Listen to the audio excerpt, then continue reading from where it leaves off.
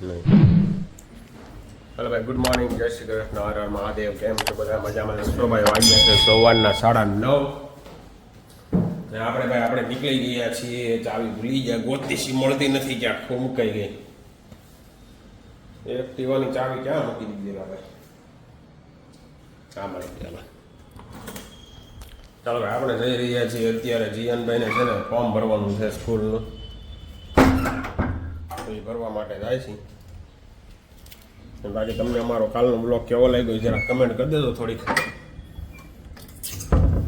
Like subscribe કરાવો મિત્રો.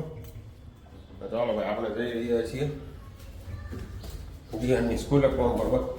આ બધા ગ્રુપ લઈને પ્રોસેસ કરી નાખી પછી મળીએ તમને. ચાલો. 2 hours later.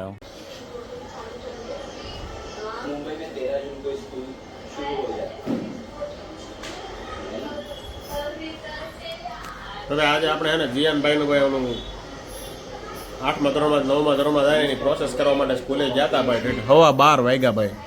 2 વાર ધક્કો ખાવો પડ્યો. બીજી વાર પ્રૂફ મગાવ્યા. 1 વાર તો જોતા હતા, બીજી વાર પ્રૂફ જોતા હતા. પરિવાર આપણે પાછા દેવા જાય ને આજનો બપોર તો આપણી એમાં ને એમાં પડી ગયો ભાઈ. આજની બપોર તો એમાં ફર્સ્ટ ક્લાસ પડી ગઈ છે. ધક્કા ધુક્કી ખાવામાં પણ એડમિશન થઈ ગયું જીયાનભાઈનું, એટલે એ કાંઈ ટેન્શન છે નહીં. જીયાનભાઈ આવે એટલે સીધું ભણવા જવાનું છે. વેકેશન ખુલે તે દી, હજી તો વાર છે. ને આ બાજુ જો પેપ્સીની ધમાલ હાલે છે. જો એક આ પેપ્સી ખાય છે, એક અહીંયા પેપ્સી ખાય છે. જો ને હારે હારે ભાઈ જીયાનભાઈ રિઝલ્ટ આવ્યું ને તો એના ઓલા સ્ટેટસ મૂક્યું હોય ને તો એ સ્ટેટસ તપાસે છે કોણે કોણે જોયું ને એ રીતે. ચાલો બાકી હવે આપણે તો બ્લોગ જોઈ રહ્યા છીએ. કોકનો છે ભાઈ બ્લોગ. જીયાનભાઈ ફર્સ્ટ ક્લાસ ગામડે ધડબડાટી બોલાવે. જીયાનના મિત્રો ઘણા મળ્યા હતા મને કે જીયાન ક્યાં. જીયાનના ટીચરે પૂછ્યું કે ભાઈ જીયાનભાઈ તમને ઘણા લોકો યાદ કરે છે, હો જલ્દી આવી જાઓ ભાઈ ગામડેથી. લગભગ થોડાક સમયમાં આવી જાય જીયાનભાઈ, કારણ કે આપણે લગ્ન છે ને સુરત, એટલા માટે. ચાલો બાકી હમણાં 12:30 રમી લઈએ, પછી એક મિત્રની ઓફિસ જવું છે. બપોર વચારે એ મિત્રની ઓફિસે કામ છે તો એ પતાવી દઈએ. મળીએ બાકી થોડી વાર પછી. ચાલો ભાઈ, 7:30 વાગ્યા છે ને ભાઈ આપણે અત્યારે ફ્રી થયા છીએ. ને ભાઈ જીયાનભાઈના ચોપડા આવી ગયા છે. આપણે સવારે લઈ આવ્યા હતા સ્કૂલેથી, મેં જોયું હશે. આપણે બતાવ્યા નતા ચોપડા. આખા છે જૂના ચોપડા આવ્યા છે જીયાનભાઈને. ને ભાઈ અહીંયા બની રહી છે સેવ. ફર્સ્ટ ઘાણવો પડી ગયો છે ભાઈ સેવનો. બારી ખોલ નાખ ને. આમ આપણે થોડીક જાડી રાખી લાગે. આ વખતે મસ્ત બની છે. ખટાશનો ટેસ્ટ આવે છે. ઓલી ફેર મોડી રહી ગઈ.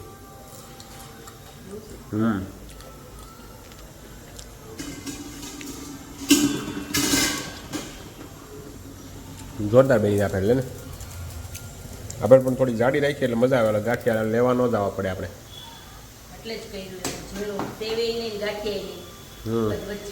વચ્ચે રાખીએ એમ ને મજા આવે. ઘરના હોય ને તો સિંગની, ઘરના સિંગ તેલમાં બનેલી હોય ને ભાઈ તો મજા આવે ખાવાની. બે પીઠ. વાહ, ઘરનો ચણાનો લોટ હો ભાઈ. આપણે લેવો જ નથી પડે એમ. કાં હજી 1 વાર નહીં લેવો પડે એટલા છે ને. દર વર્ષે વાવીએ એટલે ઘરના ચણા છે એટલે. તો આ ચા ને આ ખાવાની છે ને અત્યારે. બીજું બટેકા બરાબર સેવ હાલ છે. બટેકા બહુ વાયરે રેડી. પણ આંબલીનું પાણી, ખજૂરનું પાણી. તમે લોકો આંબલી ખજૂરનું પાણી ભાઈ બટાકા પાવામાં નાખો છો કે નહીં મને કહેજો. અહીંયા મારે રોજ માથાકૂટ થાય છે ભાઈ કે આ બટાકા પાવામાં હવે આંબલીનું ખજૂરનું ને એવું પાણી ન હોય એમ કહે છે. અને હું એમ કહું છું હા, પણ એ લારીએ મળે ને એમાં ન હોય. પણ આપણે ઘરે બનાવીને એટલે આપણે એને આ ઓલમોસ્ટ લગભગ જામનગર વાળા છે ને એ બધા છે ને બટાકા પવામાં એને નાટ થાય છે. આ લોકો જામનગર નથી. તમારું કયું લાગે? સહેલું ગામ લાગે ને એટલે તમારું જામનગરનું. એટલે